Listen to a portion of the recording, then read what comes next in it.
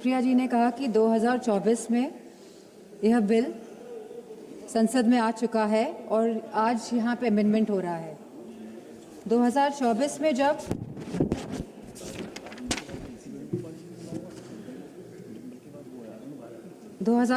में जब एनटीए द्वारा परीक्षाएं कराई गई तो ये देखा गया कि यूजीसी नीट कैंसिल हुआ।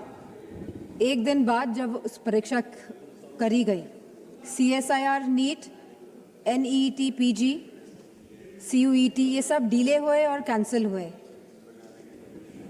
इसके बाद सीबीआई इन्वेस्टिगेशन बैठी और आज तक उस इन्वेस्टिगेशन का क्या परिणाम निकला है ये नहीं पता है। तो हम चाहेंगे मंत्री से कि ये बताएं कि इसका क्या परिणाम निकला और कौन कौन लोग इसमें कन्विक्ट हुए। Government appointed an expert panel, made 101 recommendation, and the center assured the court on 2nd January 2025 it would implement all of them. इसके बावजूद भी 3 मई 2026 को नीट की परीक्षाएं हुई, 12 मई को परीक्षाएं रद्द हो गई और फिर सरकार ने री एग्जाम कराया 21 जून को।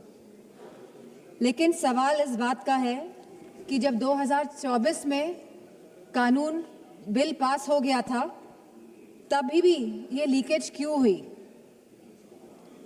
ये जो 2024 के बाद भी जो ये लीकेज हुई है, कहीं एक षड्यंत्र तो नहीं है सरकार का? या तो ये षड्यंत्र है या तो सरकार के जो सिस्टम है इसमें परमानेंट लीकेज है।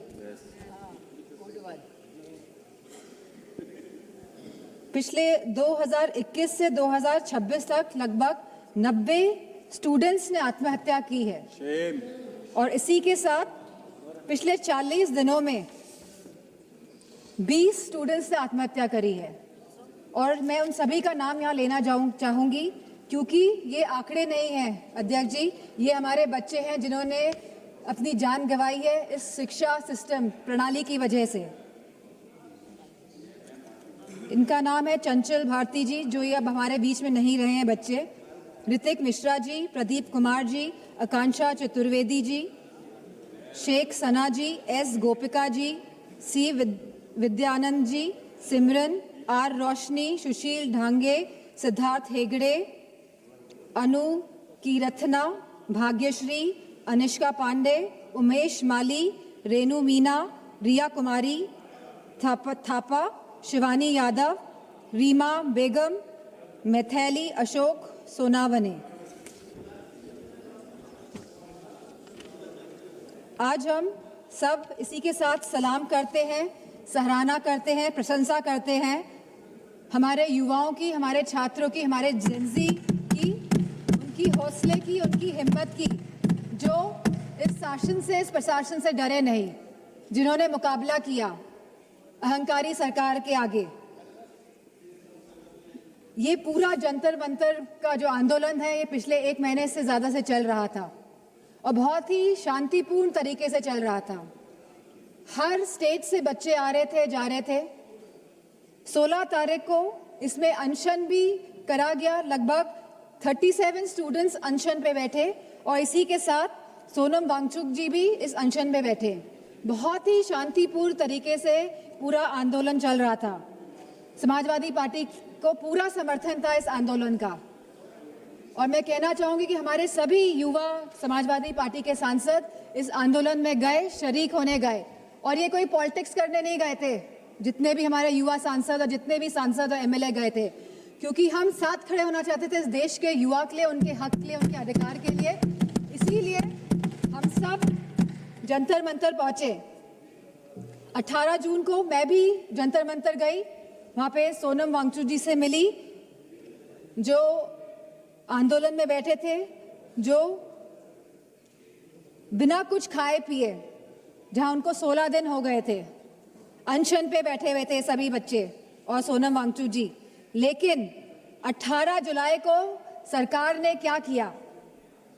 सवाल इस बात का है, जो लोग अहिंसा के साथ बैठे हुए थे, जो लोग गांधी जी के विचारों के साथ सत्य और अहिंसा की लड़ाई लड़ रहे थे, उनको आप लोगों ने सफेद कफन बनाने का काम किया। 18 तारीख को आप लोगों ने उनको कफन पहनाने का काम किया और गांधी जी के विचारों को आप लोगों ने कहीं ना कहीं कफन पहनाने का काम किया।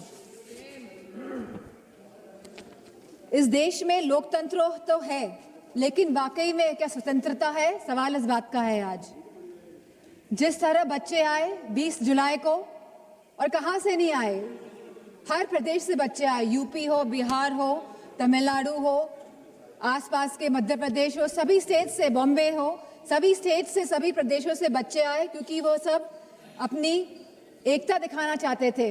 क्योंकि ये लगातार पेपर जो लीक हो रहे हैं, लगातार जिस तरह का दौर चल रहा है आज, और लगातार जिस तरह सरकार आंखें मूंद के बैठी हुई है और जो सुन नहीं रही है, वो अपनी बात रखने आए थे सरकार से, वो अपनी भावनाओं को सरकार के सामने रखने आए थे। वो चाहते थे कि जो एजुकेशन मिनिस्टर है उनका रेजिग्नेशन हो, और तो कोई बात नहीं थी। सब अपनी एकता और अखंडता दिखाने आए थे। For a purpose they had come to Jantar Mantar. लेकिन सरकार ने उनके साथ क्या बर्ताव किया, सवाल इस बात का है। क्योंकि हम लोग भी उस आंदोलन में शामिल हुए। और क्यों शामिल हुए हम लोग? क्योंकि ये बच्चे आंदोलन में बैठे थे, क्योंकि हमारे देश के बच्चे आंदोलन में बैठे थे। हो सकता है हमारे बच्चे नहीं बैठे हों, हम किसी के भी, लेकिन बच्चे तो देश के थे, हमारे बच्चे थे। इसी भावना के साथ हम इस आंदोलन में गए कि हमको साथ देना है, नहीं तो हम अपना मुंह कैसे दिखाएंगे? हमारी अंतरात्मा क्या जवाब देगी? और ये आत्मा की जवाब जो हम दूसरों को नहीं देना चाहते थे, हम खुद को हमको जवाब देना था। इसीलिए हम सब गए। लेकिन जो बर्बरता देखी गई सड़कों पे, उसका बयान नहीं किया जा सकता है। आपने बैरिकेडिंग लगा दी 100-100 मीटर पर, और बच्चों को आपने वहां पे ट्रैप कर दिया, और फिर वहां पे आपने लाठियां बजाई बच्चों पे, उनके सर फोड़े गए, बेटियों के कपड़े जानबूझ के फाड़े गए। ये सरकार जो बेटियों की बात करती है, आपने बेटियों के कपड़े फाड़े, आपने कील लगी वाले डंडों से बच्चों के सर फोड़े, वहां पे आपने पैलेट गन चलाई, आपने बिहार में AK-47 का प्रयोग किया। हम थे वहां पे, हमें पता है क्या स्थिति थी। किस फेयरलेसनेस के साथ, बिना डरे बच्चों ने सामना किया इस प्रशासन का, शासन का और सरकार का। बहुत बच्चे बेहोश हो गए, बहुत बच्चों के सर से खून निकल रहा था। They were feeling humiliated. I could feel their pain because I was there.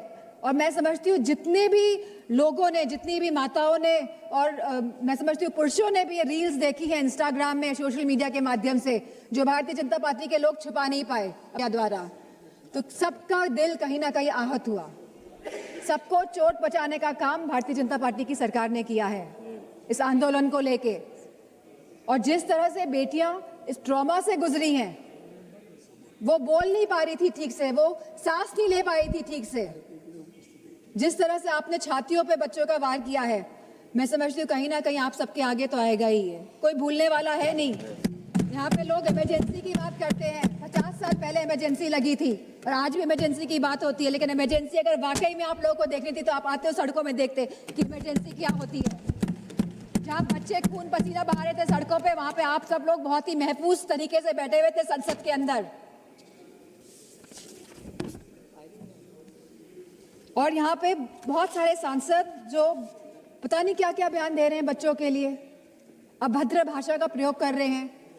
और साथ में एक सांसद तो आए थे, कह रहे थे कि बहुत ही अराजक तत्व थे। क्या आप हमारे बच्चों को अब अराजक तत्व कहेंगे?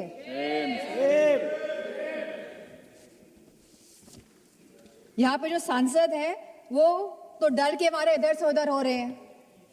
सरकार को डिलिमिटेशन बिल पास कराना है तो दबाव बनाया जा रहा है सब पे कि आप इधर हो जाइए, आप उधर हो जाइए, लेकिन आप लोग बच्चों पे कोई दबाव नहीं बना पाए। और हमें बहुत फक्र है इस बात का कि हमारे बच्चे झुके नहीं आपके आगे, इस सरकार के आगे नतमस्तक नहीं हुए। आप लोग तो अमेरिका वालों के सामने नतमस्तक होके आ गए। लेकिन हमें फक्र है कि हमारे बच्चे लड़े और इस लड़ाई को जीते। और मुझे खुशी इस बात की है कि समाजवादी पार्टी पूरी तरह से यूथ के साथ, छात्रों के साथ खड़ी रही और आगे भी हमेशा खड़ी दिखाई देगी।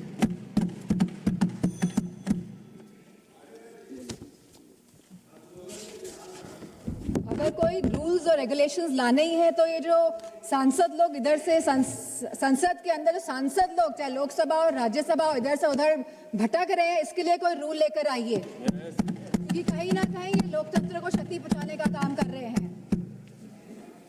और आज जिन बच्चों का खून बहा है, जो बच्चे आहत हुए हैं, जिन बच्चों के साथ बहुत ही गंदा व्यवहार किया गया है सरकार द्वारा, चाहे वो बीजेपी के सभी सांसद हो, चाहे उनके अलायंस पार्टनर हो, सारे लोग ये जिम्मेदार हैं। अध्यक्ष जी, आप सभी को मैं कहना चाहूंगी, अपनी बात को खत्म करना चाहूंगी कि you have ripped the youth of the country of his dignity, respects and rights, but I also salute the youth of the country for they didn't let go of anything. They stayed, they stood, they fought all together. And I have huge love and respect for the children of my country. And इन्हीं शब्दों के साथ मैं सरकार से कहना चाहूंगी, with sincerity and with resolve, transformation is imminent. आप रोक नहीं सकते हैं ट्रांसफॉर्मेशन को, अगर आपके अंदर सिंसियरिटी है और अगर आपके अंदर ये रेजोल्यूशन है। लेकिन आपके अंदर क्या है ये तो आप ही जानते हैं। मैं चाहूंगी कि होम मिनिस्टर आके जवाब दे, जो हमारे बच्चों के साथ बर्बरता की गई।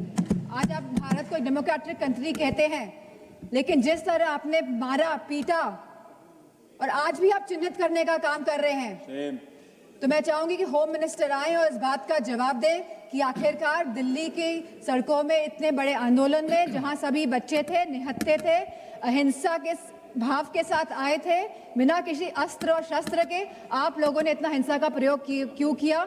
इसी के साथ मैं अपनी बात को समाप्त करती हूं। माननीय श्री अरुण भारती।